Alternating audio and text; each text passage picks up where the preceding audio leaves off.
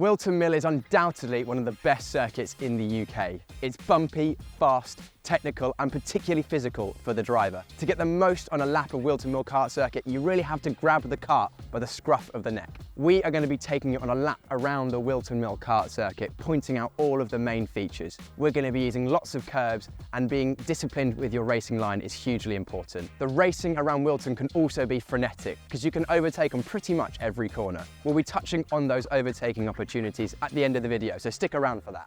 Before we head into turn 1, we'd like to thank the legends at Custom Racewear for sponsoring this video and giving you a discount. With the racing season right around the corner, now is the perfect time to get yourself some shiny new racewear. CustomRacewear.co.uk has all your racing apparel, from kart and car suits to gloves and even teamwear. And the best part, it's all totally customizable using their online configurator, so you can create a unique design of your choice. So thanks again to Custom Racewear for giving Alpha Live viewers 10% off until the end of March this year when using the code ALFED10% at checkout. Here's a link to their website, and their video measurement guide is in the description below. Now, where were we on track? Turn 1, Oblivion, and what a way to start the lap. Flat out in most classes and a truly thrilling corner. We need to start the corner by using all of the road on the entry, going past the white line and using this extra bit of tarmac. From this position we turn hard left, with the amount of curb you take depending on the kart you're in. Generally faster karts like Seniors, we're aiming to take as much curb as possible. In karts like Cadets or higher karts, you might take slightly less curb, aiming for a bit of a later apex, but no matter the kart you're in, you want to avoid the dip on the back of the curb, because this can really unsettle the kart and make turn 2 a nightmare. Turn 2 is called Crook, and it's a hugely important corner on the Whilton Mill Kart circuit. Really fast, in a slight compression, means that G-forces are really high here, and the circuit gets a lot of rubber down right at the apex. The apex is helpfully highlighted by the 2 drain covers. To get a good run through turn 2 and then the run up towards Christmas, it's important to be nice and strong in the kart because of those high G-forces. We're aiming for a late apex, and you need to be decisively to full power. Trying to get on the power too early in this corner, however, will make you run wide at the exit and really hurt your run up the next straight. So you need to make sure you carry a lot of speed and make use of all of the grip at the apex to get decisively to full power later on in the corner, so you can drive out effectively. In slower classes like Cadets and higher karts, often turn 1 and 2 can be completely flat out in the dry. In faster classes, as you move to Junior and Senior X30 and Rotax, for example, you may need a lift to get through turn 2 effectively. The next major corner here is the famous Christmas corner. The long run from turn 2 to Christmas corner is uphill all the way and steepens into the braking zone.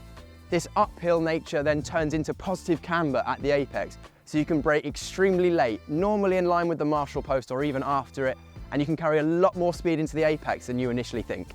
It's important not to lock your rear tyres into this corner, because the seam that runs across the tarmac just after the braking zone has a dip off the back. And if you lock those rear tyres, it can really unsettle the kart, which will hurt your run through the corner. It's also a corner where you can really push the braking and go later and later in practice, because there's a lot of space on the exit and there's nothing you can hit, so it's quite safe to push here. Christmas corner is another corner where it's extremely important to be strong in the kart. You want to push your top left hand to cause the kart to understeer into the apex so you can get a good drive off. The apex actually depends on the speed of your class. Some slower classes like higher karts and Cadets, the apex will be a little earlier and you can run almost all the way out to the white line on the exit before the left. Faster classes like Junior and Senior, you'll be apexing later, getting on the power later and staying a bit narrower, closer to the seam in the middle of the road. It's important, much like turn 1 and 2, to continue to turn right on the exit of Christmas to open up this left kink. Where you're approaching this corner will depend on the speed of your kart. No matter your class though, you're going to be taking some of this curb to shorten the line. You want to be somewhere near the grass, but taking too much will unsettle the kart. Most karts, you'll be taking half of this curb with your inside wheels. Line discipline on this whole section from Christmas down towards the hairpin is extremely important. You want to be making sure that you're placing the kart exactly where you want it to be. Between the Kink and Inkermans, the right, senior classes will be coming out almost to the middle of the road here. In slower classes, you can come out almost to the edge of the circuit, but no matter which class you're in, you want to keep turning right, then left, then right. Line discipline through this whole section, from Christmas through the Kink, Inkermans to the hairpin, is critically important for good lap time around here. The run through Inkermans is flat out in every kart. we're going to be taking this curb on the inside because it is nice and flat and will open up the line. However, no matter what line you take, it is very bumpy through here, so maintaining strength in the kart is important. The kart will run out to the white line and you can use a little bit of the curb, but be careful because it disappears quickly. If you get two wheels on the dirt, it will really hurt your braking into the next corner. The next big braking zone on the circuit is Ashby Hairpin, a slippery braking zone that is downhill on the entry and then off camber on the exit. It really feels like you have to underdrive this corner compared to the rest of the circuit. We're going to be using about a quarter to a half of the curb here with your inside wheels, and the exit again is important for the left-hander coming up. The braking point is usually just after the magnetic strip on the circuit, and we need to make sure we hold the brakes all the way into the apex of the corner with nice and smooth steering. Turning in is usually done just after the dirt track on the left, and it's hugely important to be smooth with both the brakes and steering here, because as I mentioned, it's off camber and you can easily get a snap of oversteer on the apex, which will then really hurt your run off the exit of the corner. We're then going to be driving and using as much of the exit road as we can to open up the exit of the corner, but be careful not to drop off the back of the curb. Once you're on the exit of Ashby Corner, head directly for the cut through, which is both the turn-in point and the braking point for Wilkins. Now this corner is quite quick, downhill and bumpy on the exit. So to open up the entry as much as possible, we're going to put two wheels into the cut through for Zulu. Then make sure you hold the brakes into the corner, again forcing the kart to understeer. And we want to carry a lot of speed in and get on the power late to minimise the effect of those bumps on the kart. The most important thing with Wilkins is carrying a high minimum speed through the apex. So brake softly and don't lock the rear tyres. Through the apex you can use the curb in some karts, but some people prefer not to and just go up to the curb and using the white line.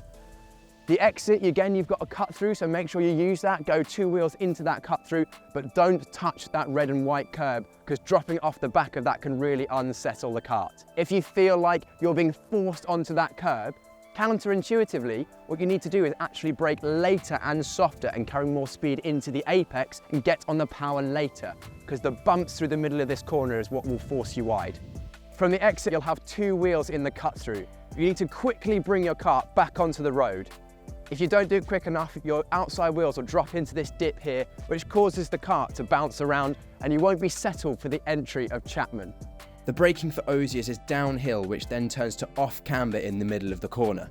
And the entry is so long that it's vitally important to be strong in the kart and be smooth on both the brake and the steering.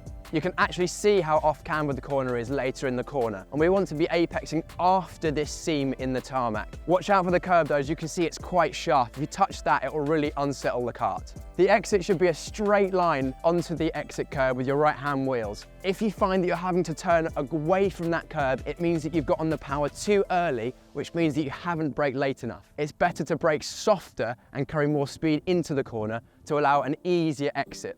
When you get Chapman right, the exit is easy and almost a dead straight line, running your right hand wheels onto this curb, which looks aggressive, but actually it's quite smooth. We're now entering the final section of the lap, which is potentially the most technical. It's known as the boot. Now the first corner is the boot entry, the left-hander. Braking is normally right by the marshal putt, right where the camera is now. You turn in just before the curb starts on the right-hand side. It's off camber as you enter, so don't lock the rear tyres too much, otherwise it will cause the rear of the kart to step out. And we're probably going to be using, in most karts, almost all, if not all of the curb on the left-hand side. Again, you need to be strong in the kart to absorb that impact. This whole section links together, so once you commit to the turning of the left, it affects the rest of the boot. In slower classes like cadets and higher karts, you want to be keeping really far left with your left-hand wheels inside the pit entry markers. In faster, higher grip classes like juniors and seniors, you might be further to the middle of the circuit, but at no point between this left and the right-hander will we be traveling straight. You turn left for the first part, you keep going the left until you need to go right to open up the second part of the boot. The toe of the boot, or the first right-hander, is deceptively tight. We want to brake as little as possible, and in most classes, we're not even braking for this corner, but stay away from the curb on the inside. If you touch it, it really hurts your exit. We want to roll onto full power smoothly without a slide, but also not running too wide, probably no wider than the seam in the middle of the road. The third part of the boot is barely even a corner and effectively an extension of the second part. It should be easy flat through here, and even though there's a curb on the inside, we can completely ignore that. Our outside wheels should be running through this conveniently placed little patch of tarmac through the middle here. Any wider and the circuit is dirty and it will drag you off onto the grass. Any narrower and you could have gone faster through the previous section. After here, we're just aiming for the curb that sets up the entry to the last corner.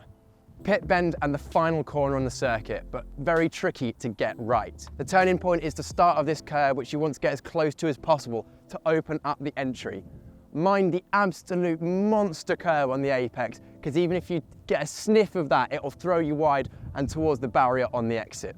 The corner looks flat, but it's actually got some deceptive undulation change. Downhill on entry and off camber on the exit, it is so easy to run wide. There's plenty of space for you out there, but do it too many times in the race or a qualifying session and you'll get a penalty. We want to be able to carry a lot of speed into this corner and drive through the exit to finish off our lap strong. In juniors and seniors, you'll often require either a half or a full lift here. In slower karts like cadets or higher karts, often you can get through this corner on a high grip day completely flat out. Looking through the corner into the exit early will help you be consistent here. Helpfully, there's a little lump in the white line and curb here that you can see from the entry. Look for this and it'll help you be consistent lap on lap. So now we've had a look at the circuit in detail, it's time to have a look at where we can overtake. The main overtaking opportunities on the lap are Christmas Corner, Ashby Hairpin, Osiers and into the boot left-hander. Christmas Corner is by far the easiest, safest and overtaking spot where you lose the least time. You can overtake into here without an overlap on the straight by diving down diagonally to the apex and doing a classic block pass. The pass into Christmas normally comes from getting a good exit out of turn 2. Make sure you get ahead by the apex though, as if you don't get completely alongside, the driver on the outside can hold the inside for the left-hand king coming up. The next overtaking opportunity is Ashby Hairpin. Now this is a little trickier as the braking zone is downhill and it's slippery on the inside off the rubber line, so it's easy to run wide and be repassed on the exit. A successful move here is done by beating the driver ahead to the apex, being completely alongside by the middle of the corner and then leaving them no opportunity for retaliation on exit. Wilkins is also a legitimate overtaking opportunity in senior and some junior classes. You really do need to have a run on the driver ahead though, because the braking zone is so short. But this move is a very effective overtake if done successfully, because you will surprise the driver ahead and they have almost no chance to pass you back into Osiers. A good move at Osiers also sees you drive diagonally to take an earlier apex than the driver ahead. You have to be close to the driver ahead and make sure you get ahead by the apex, just like you did at Christmas. If you are being overtaken into this corner, it's almost impossible to defend because of the late apex. So if someone does go up your inside, concede the place early, otherwise you'll be pushed onto the grass and lose even more positions. The boot is a little more tricky. You can overtake into the left-hander with a bit of a slipstream from the back straight, but you must get ahead by the apex, otherwise the driver on the outside will be able to hold the inside into the right-hander of the boot. You can also overtake into the right-hander of the boot by carrying more speed through the left-hander, but this is a more risky move and can often lead to contact if not done with full commitment. Turn 1, Oblivion and Inkermans are also potential passing places, more so in senior classes. However, these are potentially risky manoeuvres. Similarly, the last corner is also the scene of some opportunist moves. However, this is normally as part of a first lap kerfuffle or if the driver ahead makes a mistake. Wilton truly is a great circuit. It's one of my personal favourites. It's got a great rhythm, it flows nicely and produces great racing, which we see every time we come here. We hope you've enjoyed this track guide and tell all your friends about it so that they can go better next time they come here. We're going to be doing plenty more of these going forward, but which circuit do you want us to do next? Let us know in the comments below. Thanks for watching and we'll see you in the next video.